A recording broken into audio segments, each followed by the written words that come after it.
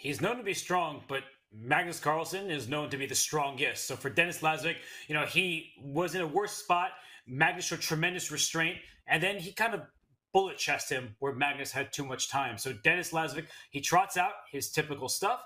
And perhaps one of the issues for Denis is because he's such a solid player, he doesn't go off the beaten path, and he needs to take some risk. David, you talked about it a lot yesterday from Fedoseev's perspective. To beat Magnus Carlsen, you don't want to just play with a slight little advantage and hope that Magnus goes wrong. You have to ask him really difficult questions. Do you think this opening is actually one that Magnus is scared of in the least? Not yet.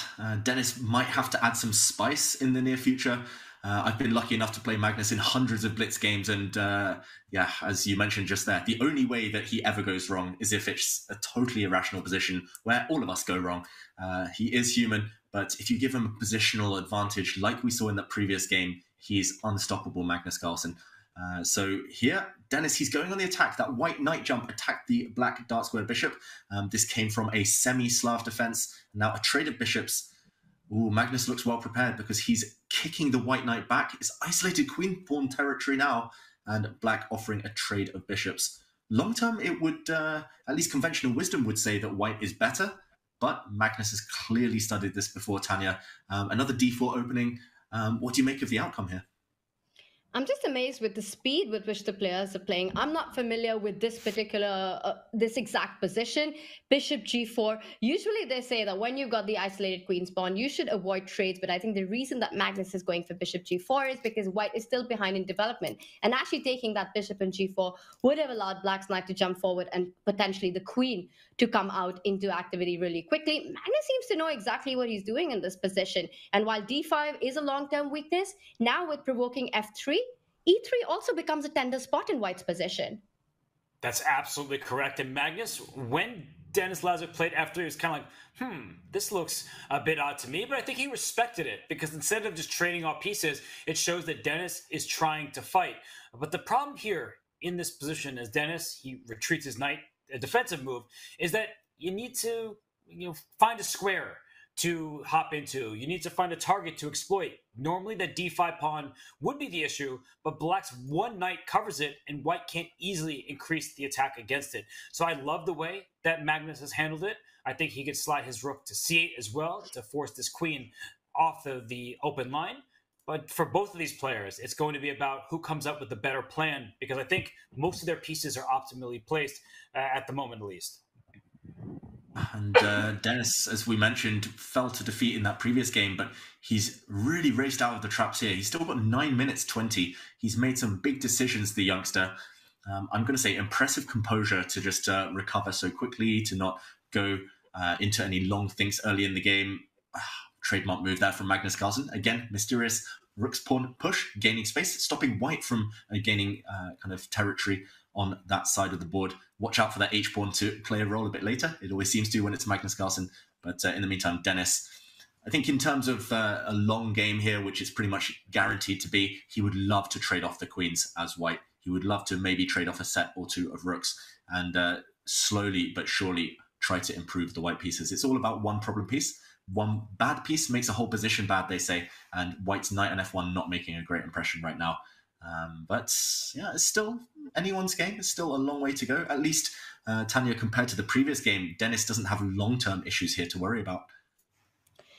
Yeah, but he might have short-term issues to worry about with the h-pawn moving forward. Now black taking control of the c-file. We might even see a potential idea. You said these are Magnus's thematic moves of trying to go trademark moves. Maybe we might even see an a5, a4 at some point, trying to undermine queenside. Last game, we saw him play on the king side and the queen side, controlling the board. But right now, it looks like Magnus just wants to trade off as many pieces. Now, traditional wisdom is that, again, the more pieces that get traded off, the side that's playing against the isolated queen's pawn, white in this case, it favors white.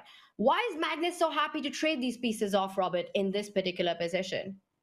It's because he can't, and he being Denis, can't put the pawn back on f2, and that's why his king went out here. That a pawn's best friend is another pawn. You want to keep little pawn chains here and there so that you don't have to use more valuable pieces to defend them. The knight on f1, that's not where it really wants to be. It's defending this pawn on e3, but the king jumps out to f2. I like your idea, Tanya. a5.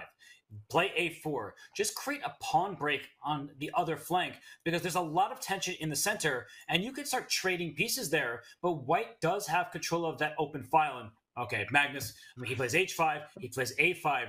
He is playing perfect chess in this game. I know Dennis is playing well too, but normally we talk about white pressing for an advantage. I don't feel like Dennis has anything that he can strike at, and so Magnus, he's really handling this perfectly.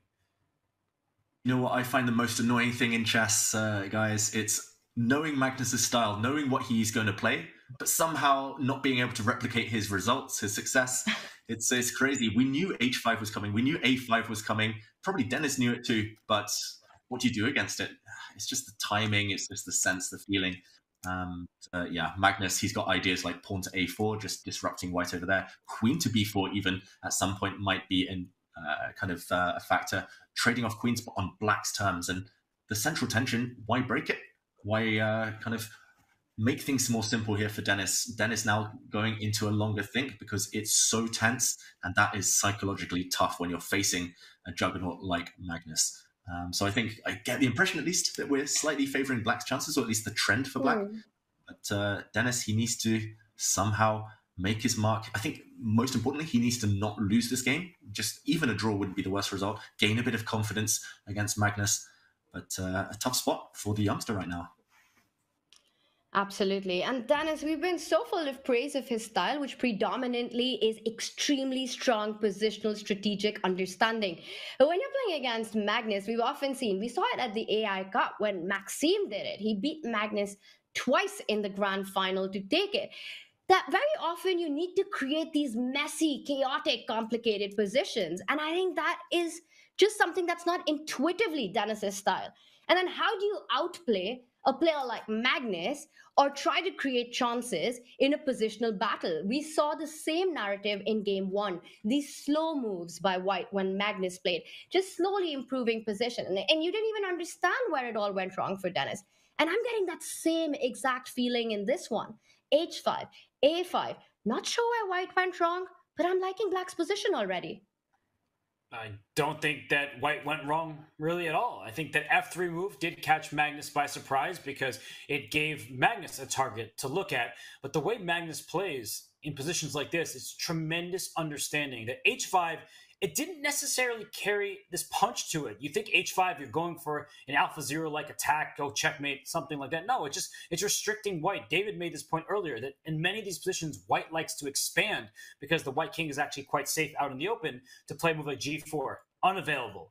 This move A5, is he going to play A4, or is he just trying to give his knight a square of safety on B4, maybe even queen B4 at some point? Because when you trade and take back with the pawn, this rook can slide to an open file. I know these are some deeper concepts, but Magnus Carlsen truly understands the ins and outs of these positions. And here's another example. You could take with his bishop on C6, you could take with the pawn on C6.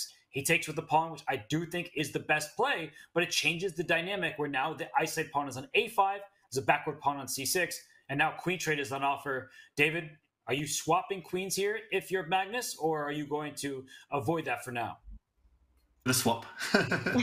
And Magnus takes. I'm actually surprised. I was actually going to say the opposite. Here, it felt like white's king potentially slightly more vulnerable than its counterpart. So keeping queens on in that regard tends to favor you, potential attacking chances. But Magnus, he's at least guaranteed that both sides have 3 pawn islands here. Not only does black have an isolated pawn on a5, but white's central pawn on d4 now lacking any real support. So I'm surprised purely in the fact that white has outposts now, like the rook on c5, but ultimately it's just the fact that the white knight is so bad that I think Magnus can get away with this, and he's confident that he will at least hold the ensuing endgame. I'm still very surprised. It shows that Magnus doesn't necessarily want to win this game. I think he's happy now to try and guide this towards safety, guide it towards a draw. But ultimately, yeah, a sound decision. That was a matter of taste. And Magnus maybe just wants to hold this one, strike with white yet again in the next game. Tanya, do you see Dennis potentially winning this someday? Does he have any chances at all? I think it would be really impressive if Dennis is just able to stop the bleeding. I think this is still a very level position. The reason I say that is because there's always this counterplay on the queen side with a4 at the right moment. Right now, Magnus has lined it up with rook b8, and I think he has a4 in his mind because it looks like a pawn sacrifice. But taking that pawn, it's only temporary. Black can even start attacking it with rook 8, but also get super active with the move rook to b2 that you're pointing out. So with this queenside looking like it's going to be neutralized, it's going to be liquidated, I think draw is the most likely a result. What do you think, Robert? I never trust anybody to draw against Magnus Carlsen in an endgame. I'm serious. The amount of times we've seen him win that look like unwinnable positions, everyone else would have agreed to a draw. Dozens of moves earlier, he outlasts his opponent. And the side that controls the pawn breaks is often the side with the advantage. Here I see a very simple pawn break from the black side. I don't see the same from white. Yes, I can create some pawn tension, with pawn to g4, but after a swap of pawns, you're just giving black some key squares in the center of the board. So a4 is actually a big threat. Rook b4 at some moment can also be annoying. As David pointed out, white has an isolated pawn to take care of. So what next for Denis Lazovic? As he dips under 3 minutes, he is the one in immense time trouble. I don't think Magnus is playing this for a draw. I think he is looking for those chances, and a4 is certainly a big one. And the clock, you mentioned it there, Robert, it really reflects the ease of plans, not just in end games, in openings, middle games. Often the top players, they don't necessarily look for an advantage the computer says is plus 0.4, 0.5. They would rather take a position that is level, but their plans are straightforward, easy. You've been pointing out pawn to a4, rook to b4. Black's king is coming. If you need on autopilot, Black's king is come to e7, d6. What is white doing in the meantime? Denis is yet to figure it out. I don't see any obvious moves either. 2 minutes now against almost 8. Yeah, Magnus will definitely get ambitious if this trend continues. Rook to c5, forcing Black's reply, but now a4 even more tempting within the next few moves.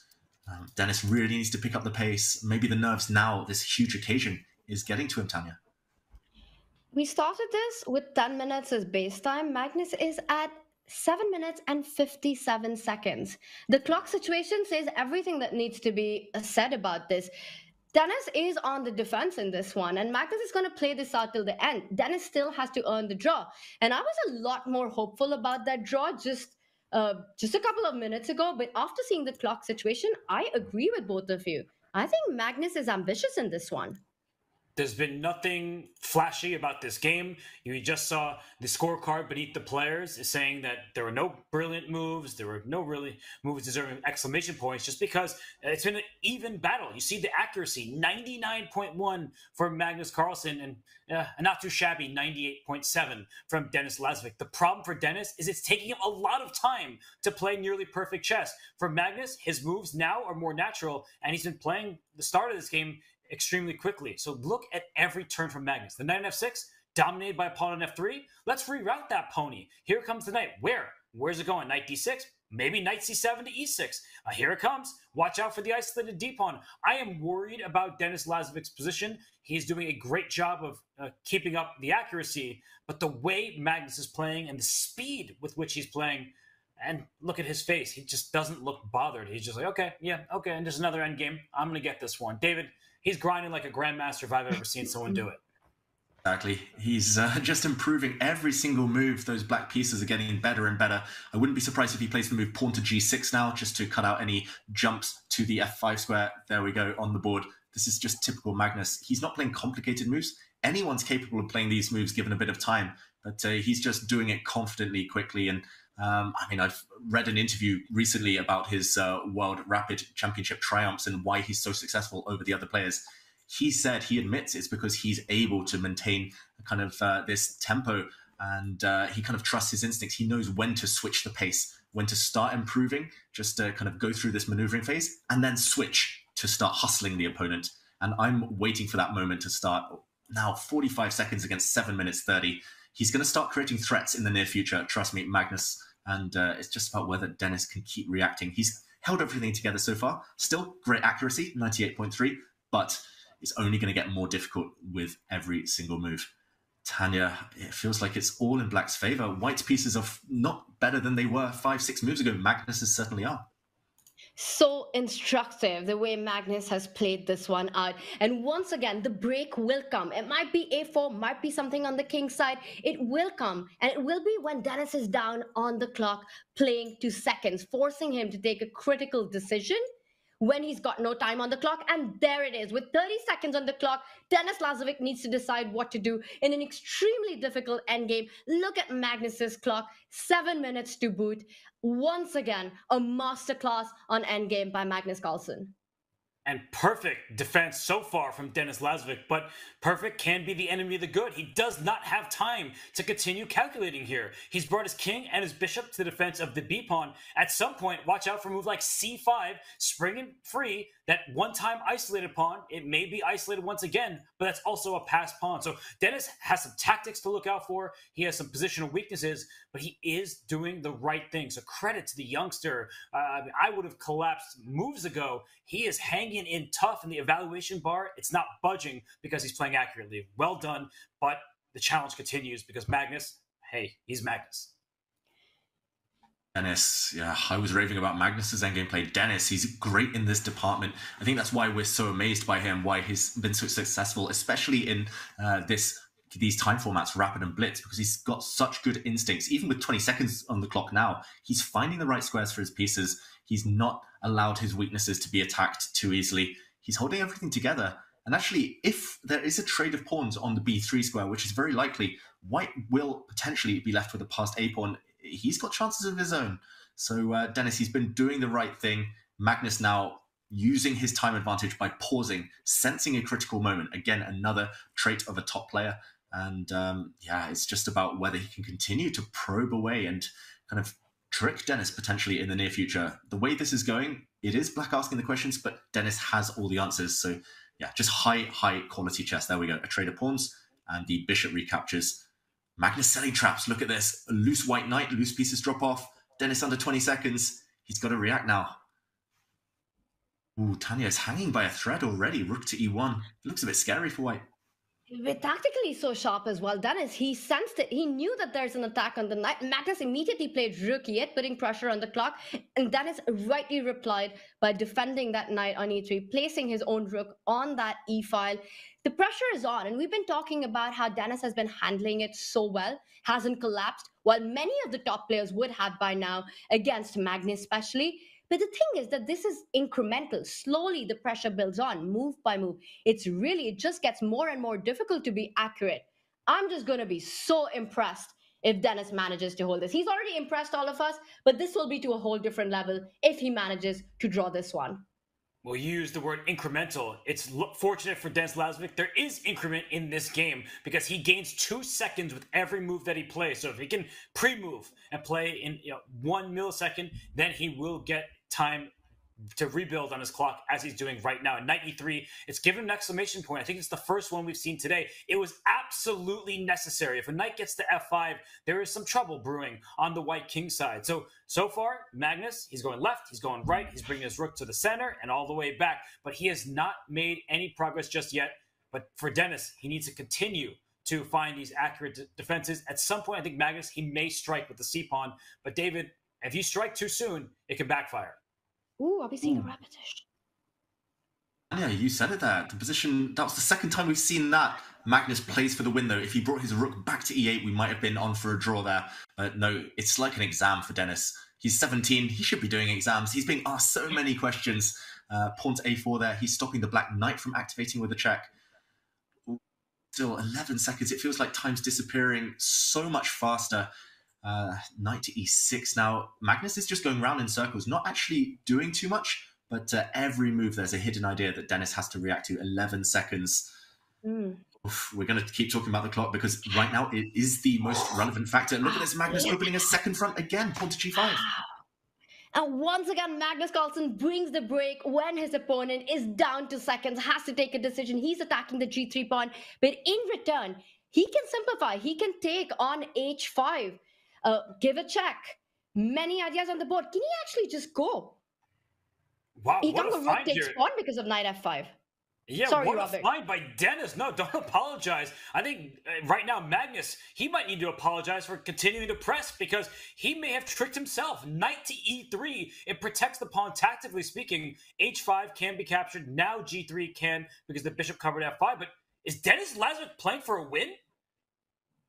Oh, the evaluation bar really went on White's side there, and Magnus reacted on the camera. What had he missed? Maybe Magnus realizing that bishop to a6 is simply going to be blocked. Now, trying to hit that white knight is going to be blocked by White's light square bishop, and Magnus has the weakest pawn of them all.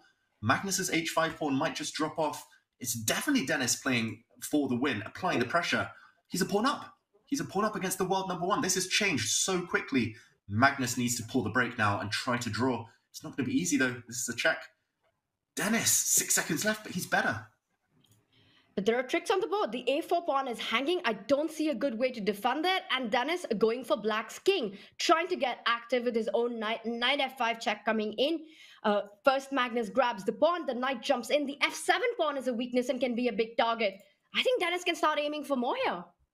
This is going to be a bit of a pawn race because black can take d4, white takes f7, and it's even material, but we have two sets of two passed pawns, one for black in the center, here with c6 and d5, and white will have f and g pawns. It's usually good to have outermost passed pawns because they're harder to track down, but this becomes anyone's contest, and the good news for Magnus Carlsen, as many fans, is he's got plenty of time. But for Denis Lazarevic, what a speed demon he is. I think everyone's becoming a Denis Lazarevic fan, David. What incredible play by him, and he's going for it. He wants that pawn race. He wants to trade the d4 pawn for the f7 pawn. It's game on, David. Game on. Look at this. The pawn race begins. Black snaps off a pawn. Black has two connected passes in the center, but White's f and g pawns will run super fast. Wherever the black rook goes next move, it has to move, has to save itself.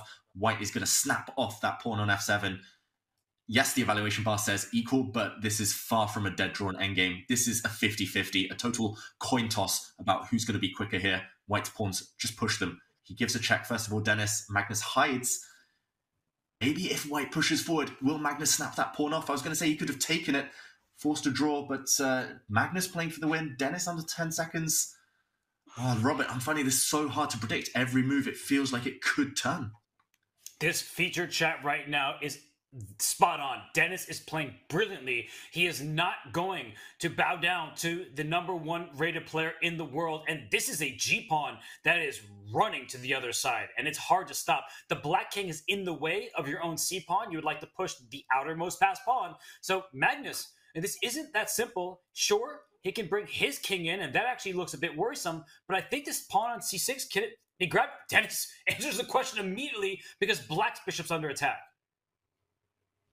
Great spot, Denis Lazarevic. He's basically secured himself safety now, and Black's bishop attack gives itself up for the highest price. We're seeing this fizzle out to a dead-drawn rook endgame now. Magnus, you can see on the camera, he knows no more winning chances. This is guaranteed to be a draw. Denis has fought Magnus toe-to-toe on Magnus's home territory and held the balance. We see the position repeat itself, and a draw.